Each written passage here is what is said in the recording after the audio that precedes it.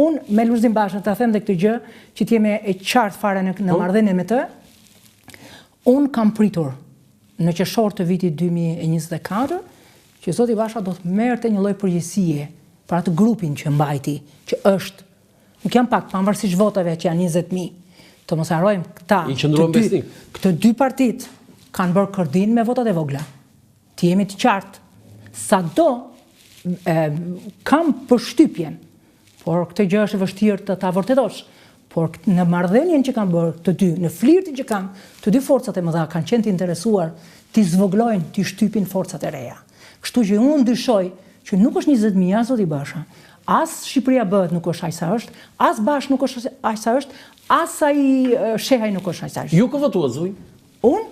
Unë jam deputet e Partisë Demokratike dhe nuk më bëhet kjo pyetje, sepse unë e kam vokacionin tim shumë të qartë. Jo, për partinë, votuat Partinë Demokratike? Po normal të votoj, unë jam deputet e Partisë Demokratike. Partia Demokratike? Po unë jam deputet e Partisë Demokratike. Vetëm parti po kandidat? Ja të shpjegoj.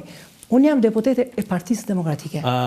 Kam ndihmuar forcat e reja, kam qenë bashkë me forcat e reja, kam qenë e bindur që forcat e reja do të çajnë sistemin që unë e kam parë se sa turpshëm është qepur në parlament. Dhe zaten, ky flirti që bën këta, nuk e di kush është Dorzani, se ka emra flirti ka emra, kush ka qenë ndërmjetës. Ai grupi i negocimit, që ishte një grupi i bashkëpunimit, që ishte ai grupi, ai ishte vetëm fasada.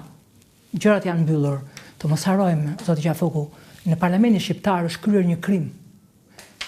Po e them, do të dalet te zoti Basha, çfarë mendimi kam për zotin Basha. Po këtu te e vërteta, domethënë shumica dhe pakica bazohen tek e vërteta. Që zoti Berisha ka shumicën në Partinë Demokratike, çdo gjë tjetër, është gjë e qartë, nuk kemi pse të merremi fare këtë. Problemi është që nga shtatori i vitit 2023 deri në qershorin e vitit 2024 në parlament është bërë krim institucional. Nuk është njohur grupi parlamentar Partisë Demokratike dhe zoti Bardhi, pa qenë pjesë e Partisë Demokratike, pasi iku, ka qenë rreth themelimit, ka vepruar sekretari i grupit parlamentar. Ky është krim institucional që ka ndodhur. Por ka ndodhur me vetien, me Dorzanin edhe të zotit Basha. Pse? Do thoni jo. Sepse çfarë ndodhi? Që unë kam, to janë pjesë e dyshimeve të kësaj trajektore që mua ka filluar tani të hyj analizës, pse ndodhi kjo në këtë datë, pse ndodhi kjo, se ka ndodhur gjëra të çuditshme. U ndryshua statuti i Partisë Demokratike, i kësaj partie, të cilën zoti Berisha nuk e mori parasysh më, po flas për këtë që ndodhi. Unë kam ndenjur te institucioni, se jam njëri institucional.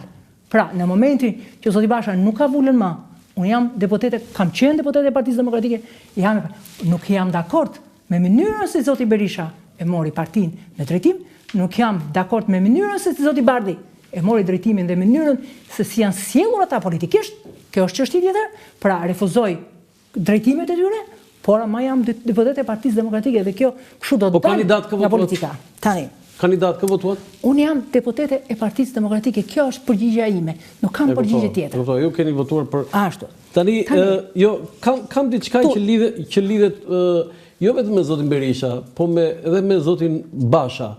Tani, ju edhe njëherë e theksoj këtë, nuk e kuptuat zotin Basha që Berisha e vuri dhe pastaj ky zoti Basha pas ka bërë 100 skema? Unë mendoj se njeriu mëson nga gabimet. Dhe kur u kthye në korrik, në gusht, po e them tani të vitit 2023, mendova se ky ka mësuar, ka ardhur për mision vërtet, e kam besuar sepse besoj vetë misionet e mia, kështu që s'kam se të dyshoj të tjerët. Tani, por më vonë, sidomos ai 17 janari i përplasjes me dy kolegët e mi, në komision.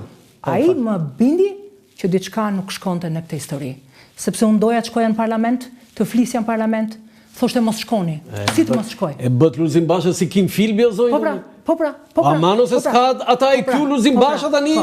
Amanda një të Tani që ndodhi, në 17 janar, mas përplasjes, unë mendova që kjo ishte një ndarje e qartë e dy mënyrave të bërit politik. Pra zoti Basha kishte në dorë një akt që në fundit në ndante si psikologji politike. Çfarë ndodhi? më nxori pas shpinës time, pa dijenin time, më nxori një grup zonjash të nderuara të partisë para kuvendit me pankartat bardha të shkrume që mos i dhononi gratë. Kam pare. Dhe nuk i dija këtë gjë. Unë kam qenë në studio dhe zonja Alishani, kam qenë në studio duke shpjeguar, mi nxori zonja shka, po kjo, thash më fani, nuk e di, kjo është e topshme. Unë aty në komision nuk isha si grua. Unë isha kryetare komisione. Isha kryetare dhe ato që kam bërë, ato qëndrim që kam bërë, ka qenë qëndrim politik, nuk ka qenë qëndrim gjinor. Aty pastaj e kuptova, fillova, nga ai moment kam filluar të kuptoj që diçka nuk shkon. Edhe fakti që nuk dilte, nuk fliste, nuk bënte. Ku ke komunikuar me për të fundit me zotin Basha? Unë me zotin Basha kam komunikuar për të fundit ditën, ose 2 ditë më pas vulës, ku kam thënë që unë dua një mbledhje, ku ne të nxjerrim përgjegjësinë. Përse ne na kanë lënë ndërkombëtarët? Pse ju nuk ju takojnë ndërkombëtarët? Pavarësisht alibive, jo më ka taku ky, shko bë fotografi para shtëpisë bardhe dhe shite këtu mes shqiptarëve se më ka ftu ky, më ka ftu. Është çështje personale, nuk hyj atyre. Çështjeve përgjegjësinë, pse na kanë lënë ndërkombëtarët dhe pse humbën vulën? Pse humbën vulën? Sepse amerikanët nuk shkuan, nuk u interesuan më. Si duket amerikanët dinin gjëra që nuk i dinim ne. Tani e kuptoj çfarë kanë ditur amerikanët.